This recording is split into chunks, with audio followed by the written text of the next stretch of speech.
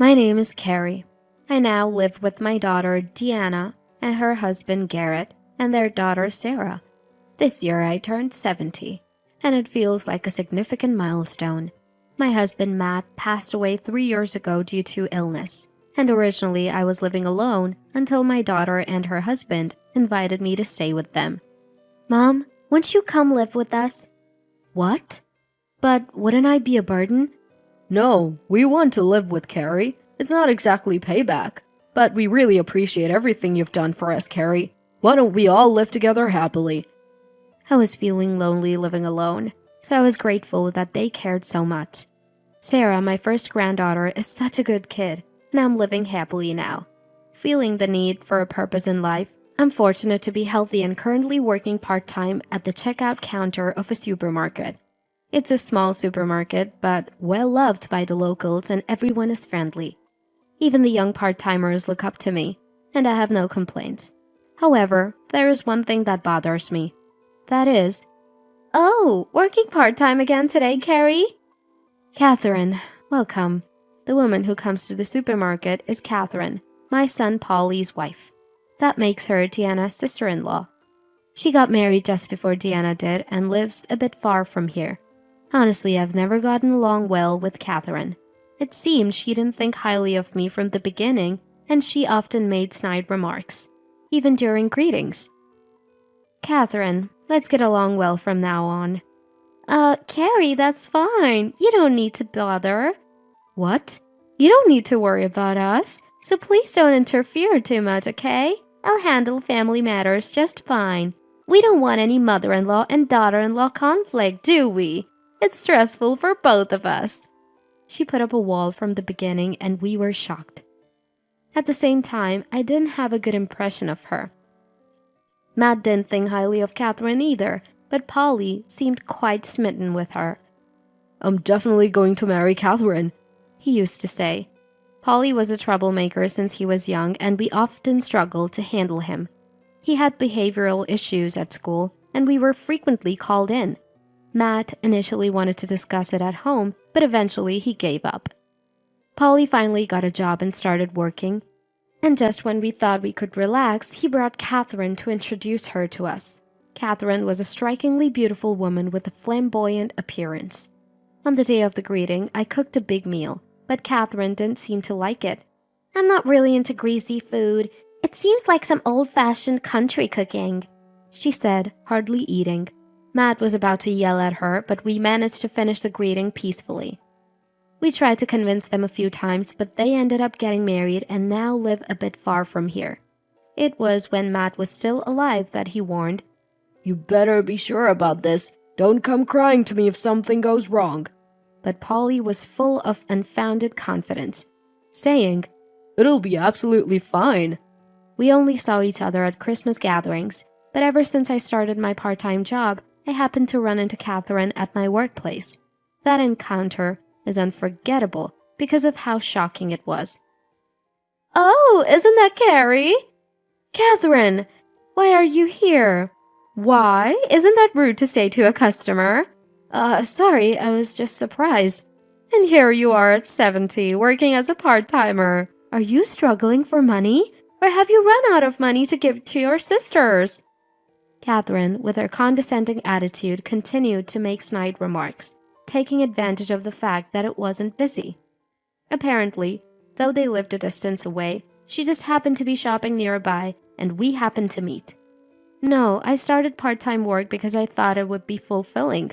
Everyone at work is nice and I'm content. Catherine seemed surprised for a moment at my words, but then burst out laughing. Carrie, don't push yourself. You don't have much time left anyway. I was just stunned by her words, suggesting a person's lifespan is so carelessly. As the line at the register started to grow, Catherine left. Carrie, are you okay? Yes, sorry about that. She's my son's wife. I didn't mean to cause trouble. No way. That attitude is unbelievable. No respect for a mother-in-law at all. The part-timer who overheard was visibly upset. I was touched that someone cared about me and thanked her for her concern. Let me know if she comes back. Yes, thank you. I thought it was just a coincidence. They lived far away, so I didn't expect to see her for a while.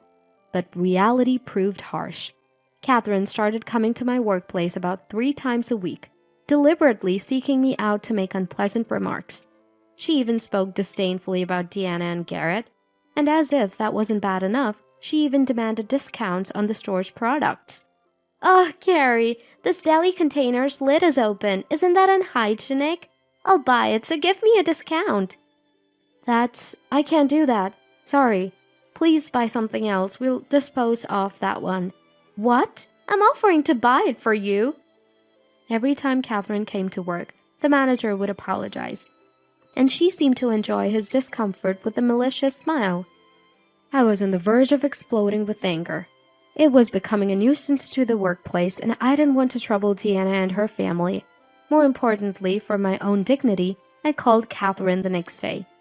"Catherine, please stop coming to my workplace and causing trouble. If this continues, I will have to take action as a mother-in-law." Catherine laughed mockingly over the phone. "Trouble? I'm just worried about Carrie." I wanted to scream at her claim of concern, but I held back and continued calmly. "Your actions are a nuisance. I won't tolerate it any longer." "What? You think it's wrong for me to worry about Carrie? I don't think I deserve to be treated like this." Unrepentant and even defiant, Catherine frustrated me. "Anyway, please stop doing this in the future." Seemingly displeased with my inability to tolerate her any longer, Catherine spat out her last words. "Don't act all high and mighty. You bottom-tier old lady who can't do anything but work before hitting the grave. I'll be sure to tell Polly about this." With that, she hung up. True to her word, the next day I received a call from Polly. "What the hell did you say to Catherine, Mom? That's awful!" As soon as I answered, Polly was yelling at me. "It's Catherine who's awful." "What are you talking about? You said terrible things to Catherine. She's crying. No matter if you're my mother, I won't forgive this." Apparently, Catherine had told Polly a fabricated story, making it seem like I had severely scolded her. Believing her, Polly was furious. If that was all, it would have been fine, but Polly kept calling in anger for hours and finally said, "If this happens again, I won't forgive you," and hung up. "Mom, what's wrong?" Deanna, welcome back." "Nothing, really." "That's a lie. That voice was Polly's, right?" Deanna looked at me sharply. It was hard to stick to the lie. Polly and Deanna, although siblings, if I keep this from them, it might someday cause trouble. I even worried it might harm Sarah. With that thought, I decided to tell Deanna and the others everything. Deanna related to Garrett, and eventually the 3 of us sat down to talk in the evening. "I can't believe that idiot Polly. He barely involved himself in Matt's funeral, but calls only in times like this? Unbelievable." "That happened? I'm sorry I didn't notice." "No, it's not your fault, but I'm worried it might trouble you, like today with the phone call." "Don't worry about that. More importantly, Polly may not realize it, but you should be more careful around Catherine." "That is..." Deanna and Garrett exchanged a look, then nodded and began to speak. "Actually, near my company there's this bar district. One day when I happened to go for a drink, I spotted Catherine there, and she was with a man I've never seen before."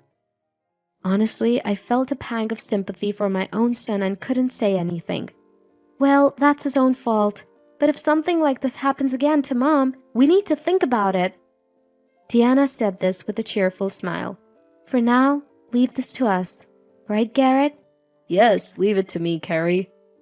"Yes, thank you. But really don't push yourselves." I agreed, feeling somewhat overwhelmed by their insistence. Anyway, I thought it best to have nothing more to do with it all. But reality doesn't always go as planned. Catherine came again, seemingly displeased with our last phone conversation. "Oh, Carrie, still working part-time, I see." "Catherine, we talked about this on the phone, didn't we? It seems nothing got through to you. I'm disappointed." Catherine seemed displeased by my words. "Are you sure you should be saying that, Carrie? Do you know that Polly's client is Garrett's company?" Catherine suddenly laughed mockingly and blurted out. Hearing this for the first time, I was shocked and my eyes widened. Seeming pleased with my reaction, Catherine cheerfully laughed and whispered to me, "Come to the cafe by the river called Lark later today, if you don't want Garrett's company to go under. Okay?" Catherine's smile looked devilish. I could only nod and said, "Understood," and she left the shop contentedly, still smiling. After my part-time shift, I headed to the designated cafe. Catherine was already there and beckoned me over. "You came as I expected, Carrie." Her sinister smile sent a chill down my spine. The cafe was quiet, seemingly unnoticed by others. Inside, the two of us sat in the tense silence. "What do you want?" "I was hurt by what happened before, so I want you to take responsibility," Catherine continued with a smile. "Besides, Polly is an executive in his company, involved in big deals. His company and Garrett are about to have a major business deal. But what if that deal falls through because of you, Carrie? Wouldn't Garrett lose his job?" "You!" "If you care about your beloved Garrett and Deanna, promise to pay me $300,000 right now." "300,000? It's a big amount, but you said a lot to me, right? It's only fair. If you don't agree..." Catherine raised her hand. A menacing man emerged from the back of the cafe and stood in front of the table. "This man, a friend of mine, works in a, let's say, shady world. So if you don't pay, I won't be responsible for what happens to Deanna or Sarah, okay?" I was speechless at her shocking words. Realizing I had married my son to such a terrible woman was overwhelming. I glared at her and managed to say, "Understood." "I appreciate your understanding. And you know what will happen if you tell Deanna or Garrett about this, right?" "Yes." "Then I look forward to your cooperation, Carrie." I left the cafe feeling like I was being chased out. Returning home, the house was still and quiet. More than anything, I was shocked at the ugliness of the person Polly had married. Sighing, I sat in front of my husband's picture. "Dad, I'll do my best. I will protect what you left me in my own way." Declaring this, I steeled myself. I was determined not to let Catherine have her way. "Remember this. I'll make you regret everything you've done." First, I set a date to transfer the money to Catherine. Having agreed to pay and knowing she expected it, I calmly set a time frame to prevent any harm to Deanna or Sarah. Explaining the difficulty of the amount for a part-timer like me, I promised to pay within a month, and surprisingly, Catherine agreed cheerfully. "Understood. So within a month, then?" "Yes, I'll make sure to pay." That's because there was a reason. I set it for a month. Within a month, a relative's funeral was scheduled. I wanted to resolve things there, so I arranged it without causing any issues. Today is the day of the funeral, where many relatives will gather, including Polly and his wife. I decided to settle things there. "Oh, Sarah has grown so much." "It's been a while, everyone." Our family relatives are relatively close-knit. Just before the funeral started, Polly and his wife arrived. "Wow, this atmosphere brings back memories." "Ugh, this country vibe is too much. Can't wait to leave." Despite the occasion, their usual attitudes were unchanged. As one of the uncles was about to say something, Catherine approached me first. "Hello, Carrie." Her face clearly showed anger, probably about the money not being transferred yet. "Hello, Catherine." After exchanging greetings, the funeral started, so Catherine couldn't say more and took her seat. But her expression seemed to say, "You'll remember this." After the funeral ended, the meal started. The topics were nostalgic memories of the deceased relative, current updates, and talks about my husband, Matt. "Used to go drinking with Matt a lot." Really, time flies. "But it's important to have something like that necklace to remember them by, isn't it?" Indeed. I touched the necklace as I spoke. The small pearl necklace was a gift from Matt. Lost in these fond memories, Catherine suddenly raised her voice. But is it tactless to wear such a thing here? The relatives in the room started murmuring. Besides, that's a fake, right? No such tarnished pearls exist. Well, fake pearls suit a poor person like Carrie, right? How dare you! Wait, Deanna, calm down. But Catherine's cheeks were flushed, probably from drinking. Seemingly emboldened by alcohol, she blurted out these words. Honestly, it was different from what I expected, but she was self-destructing, so I silently vowed to make her pay dearly. Before I could respond, the relative spoke up. What is she talking about? Carrie poor? Don't make such jokes. How could you say such a thing? It's just your lack of judgment. The relatives, angered by Catherine's comments, spoke back, and she seemed surprised. I stood up and faced her. I don't know why you think this pearl is fake, but it's from Matt's jewelry store. It's definitely not fake. Tiffany, ever heard of it? What? Tiffany? As in the famous jewelers? You married him without knowing his father-in-law's company. Carrie used to be the assistant manager of that store. But she's working part-time. That's what I said before. Mom is working part-time just for fulfillment. We don't need her money, but she insists on paying us living expenses every month. Besides, she's retired now, but there's an inheritance in savings left by Matt. We're far from poor. Catherine looked dumbfounded. Polly hurried to her side, trying to defend her. Wait, don't blame her. Polly, look at reality. She's awful. Shut up, little sister. What do you know? Catherine glared at us. I came here to settle this thoroughly, so I began. You won't get away with this. Who won't? Your wife running a scam? And if it gets out she has a boyfriend, you'd be the one who couldn't bear it. What? How do you know that? About that, let me explain. Here's the proof. Garrett showed documents revealing various truths. Photos included the cafe I visited, the man Catherine was with, and Catherine walking closely with the man who wasn't Polly. What's this about? Yes, Catherine had been involved in scamming people with bad friends from her student days. That was the full story behind her treatment of me, and Polly was partly to blame too. Polly, while our companies do business, I've never heard your name mentioned. But you've been telling Catherine you're an executive, but you hold no such position, right? What? You've been lying to me? Hearing Garrett's explanation, Catherine started screaming. Sighing, I retrieved an attached case from the reception, opening it in front of them. It contained $300,000 in cash. Here's the $300,000 you unfairly demanded from me, Catherine. Emphasizing unfairly, she glared at me, her face turning red. I had recorded everything from the day she took me to the cafe.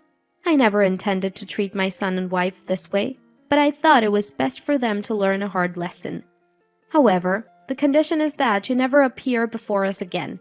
You've caused enough trouble, and when I die, you won't get a penny of my inheritance. Wait, Mom, I'll leave Catherine. What? Polly, when you decided to marry Catherine, Matt and I tried to stop you. Weren't you going to be happy with her? You're her husband.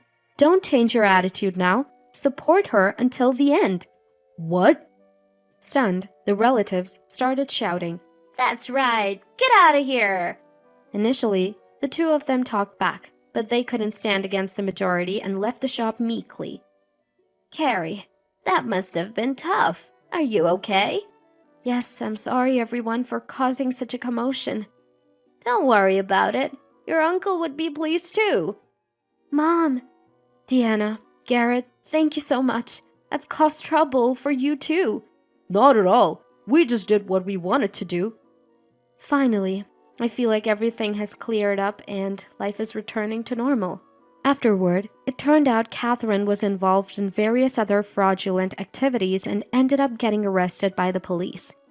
Polly came crying to me soon after, but since Matt had warned him repeatedly, I decided to keep my distance. The commotion seemed to have spread rumors to Polly's company, and now he's been demoted, working at a subsidiary. As for me, I continue with my part-time work, living a peaceful life. This pearl you gave me, it helped me through this ordeal. Perhaps there's really power in the things our loved ones leave behind.